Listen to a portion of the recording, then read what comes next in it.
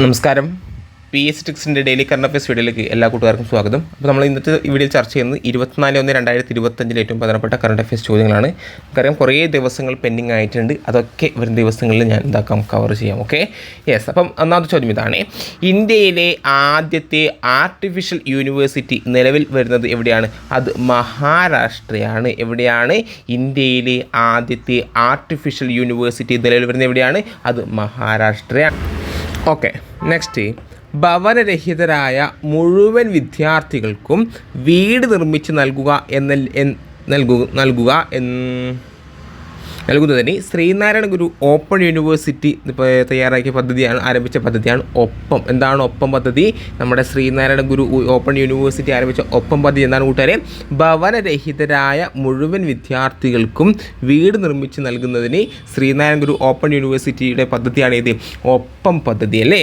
എങ്കിൽ പഠിച്ചു വെച്ചോ. പി എസ് ചോദിച്ചെന്താണ്? Sreenarayana open university vice chancellor. നിലവിലെ Sreenarayana Guru open university vice chancellor ആരാണ്? അത് ജഗതി രാജാണ്. ആരാണ്? ജഗതി രാജാണെന്ന് ഓർത്ത് വെക്കുക. ആരാണ്? ജഗതി രാജ്. അപ്പോൾ എന്താണ്? ഇന്ത്യയിലെ ആദ്യത്തെ ആർട്ടിഫിഷ്യൽ യൂണിവേഴ്സിറ്റി നിലവിൽ വരുന്നത് എവിടെയാണ്? അത് മഹാരാഷ്ട്രയിലാണ്. ഭവനരഹിതരായ മുഴുവൻ വിദ്യാർത്ഥികൾക്ക് വീട് നിർമ്മിച്ച് നൽകുന്നതിന് ശ്രീനാരായണ ഗുരു ഓപ്പൺ യൂണിവേഴ്സിറ്റി ആരംഭിച്ച പദ്ധതിയാണ് ഒപ്പല്ലേ? എങ്കിൽ നിലവിലെ Sreenarayana Guru open university vice chancellor ആരാണ്?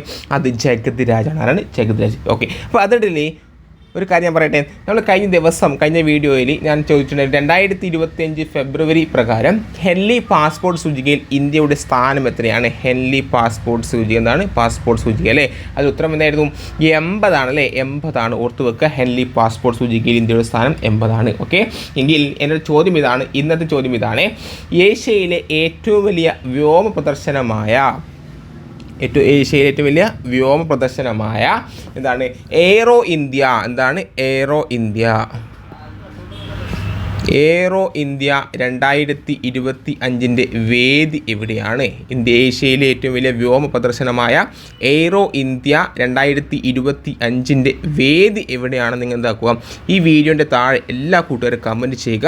അതുപോലെ ഞാൻ പറഞ്ഞത് ഹെൻലി പാസ്പോർട്ട് സൂചികയിൽ ഇന്ത്യയുടെ സ്ഥാനം 80 ആണെന്നും കൂടി ഓർത്ത് വെക്കുക. എത്രയാണ്? 80. ഓക്കെ, അതും കൂടി ഓർത്ത്.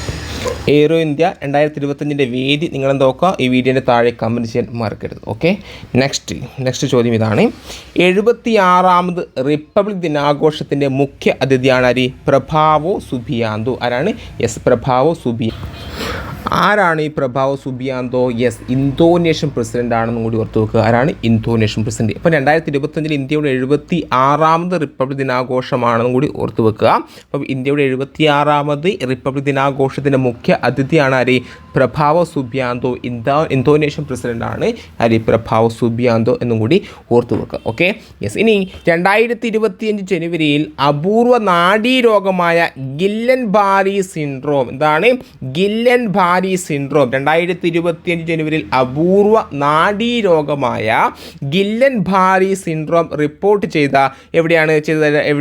അത് പൂനെ, മഹാരാഷ്ട്ര. എവിടെയാണ്? പൂനെ, മഹാരാഷ്ട്ര. അപ്പം 2025 ജനുവരിയിൽ അപൂർവ നാഡീരോഗമായ ഗില്ലൻ ബാരി സിൻഡ്രോം റിപ്പോർട്ട് ചെയ്തത് എവിടെയാണ്? അത് പൂനെ, മഹാരാഷ്ട്രയാണ്. എങ്കിൽ ഇസ്രായേലിലെ പുതിയ ഇന്ത്യൻ അംബാസിഡറായി നിയമിതനായത് ആരാണ്? അത് ജിതേന്ദ്ര പാൽ സിംഗ്. ആരാണ്? ജിതേന്ദ്ര പാൽ സിംഗ്.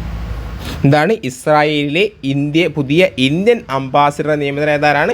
അത് ജിതേന്ദ്ര പാൽ സിംഗ്. ഓക്കെ, എങ്കിൽ നെക്സ്റ്റ് വളരെ ഇമ്പോർട്ടൻ്റ് ആണ്. ഇന്ത്യയിലെ ആദ്യത്തെ ഗ്രാമ കോടതിയുള്ള മണ്ഡലം ഏതാണ്? അത് വാമനപുരം, തിരുവനന്തപുരം. എവിടെയാണ്? തിരുവനന്തപുരം ജില്ലയിലെ വാമനപുരമാണ് ഏത്? ഇന്ത്യയിലെ ആദ്യത്തെ ഗ്രാമ കോടതിയുള്ള മണ്ഡലം. ഇന്ത്യയിലെ ആദ്യത്തെ ഗ്രാമ കോടതിയുള്ള മണ്ഡലം എവിടെയാണ്? തിരുവനന്തപുരം ജില്ലയിലെ വാമനപുരം. ഓക്കെ, ഇനി ഇമ്പോർട്ടൻ്റ് ആണ് വ്യാസമ്മാൻ അല്ലേ? വ്യാസമ്മാൻ പി ചോദിക്കാറുണ്ട്. 2024 34ാമത് വ്യാസ് സമ്മാൻ പുരസ്കാരം ലഭിച്ച ആർക്കാണ്? അത് സൂര്യഭാല. ആരാണ്? സൂര്യഭാല. കൃതി എന്താണ്? കോൺ ദേസ്കി വോസി. എന്താണ്? കോൺ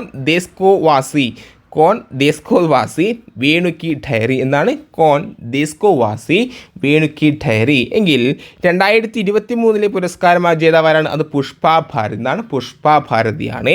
ഈ വ്യാസ് പുരസ്കാരം നൽകുന്ന ആരാണ്? കെ ബിർള ഫൗണ്ടേഷൻ എന്നും കൂടി ഓർത്ത് വെക്കുക. അപ്പം 2024 34ാമത് വ്യാസ് സമ്മാൻ പുരസ്കാര ജേതാവ് സൂര്യഭാല. ആരാണ്? സൂര്യഭാല. കൃതി ഏതാണ്? കോൺ ദേസ്കോ യുനെസ്കോ വാസി വേണുക്കി ഠഹരി. എങ്കിൽ 2023 പുരസ്കാര ജേതാവ് പുഷ്പ ഭാരതി എന്നും കൂടിയാണെന്നും ഓർത്തു വെക്കുക. ഓക്കെ, ഇനി ലോകത്തിലെ ഏറ്റവും വലിയ ഡാറ്റാ സെൻറ്റർ നിലവിൽ വരുന്ന എവിടെയാണ്? അത് ജാംനഗർ ഗുജറാത്ത്. എവിടെയാണ്? ജാംനഗർ ഗുജറാത്ത്. ലോകത്തിലെ ഏറ്റവും വലിയ ഡാറ്റാ സെൻറ്റർ നിലവിൽ വരുന്ന എവിടെയാണ്? അത് ജാംനഗർ ഗുജറാത്ത്. ഓക്കെ, ഇനി സംസ്ഥാനത്തെ കുട്ടികൾക്കിടയിൽ വ്യാപകമായി കണ്ടെത്തിയ ന്യൂമോണിയ വകഭേദമാണ്, അതാണ് വോക്കിംഗ് ന്യൂമോണിയ. സംസ്ഥാനത്തെ കുട്ടികൾക്കിടയിൽ വ്യാപകമായി കണ്ടെത്തിയ ന്യൂമോണിയ വകഭേദമാണ് ഇത് വോക്കിംഗ് ന്യൂമോണിയ. ഓക്കെ, ഇനി US ഭരണഘടനയിലെ എത്രാം ഭേദഗതി അനുസരിച്ചാണ് അവിടെ ജനിക്കുന്ന ഏതൊരാൾക്കും പൗരത്വത്തിന് അവകാശമുള്ളത്?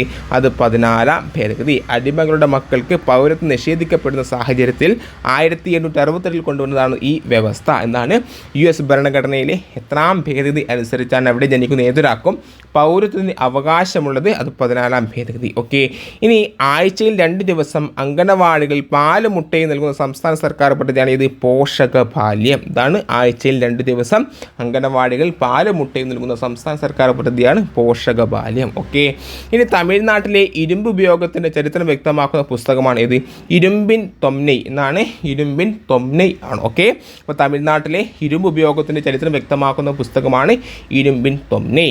ഇനി ഇന്ത്യയിലെ ശരാശരി ജോലി സമയം ആഴ്ചയിൽ 46.7 മണിക്കൂറാണ്. ഇന്ത്യയിലെ ശരാശരി ജോലി സമയം ആഴ്ചയിൽ 46.7 മണിക്കൂറാണ് കൂടി ഓർത്തു വെക്കുക.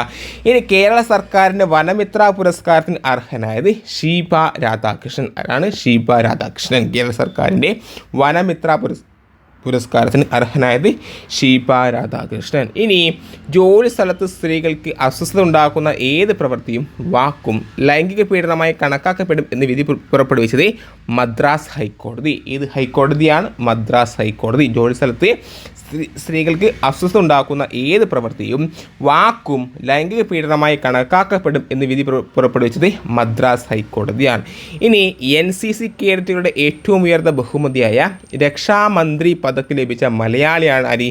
VP തേജ. മുണ്ടക്കൈ ചൂരൽമല ഉൾപ്പെട്ട ദുരിതാശ്വാസ പ്രവർത്തനങ്ങളിൽ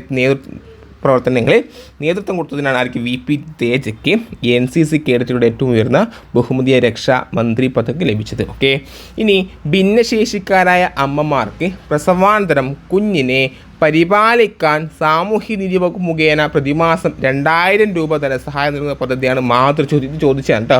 കുഞ്ഞിക്ക് 2 വയസ്സാകുന്നത് വരെയാണ് ഏത് കൊടുക്കുക?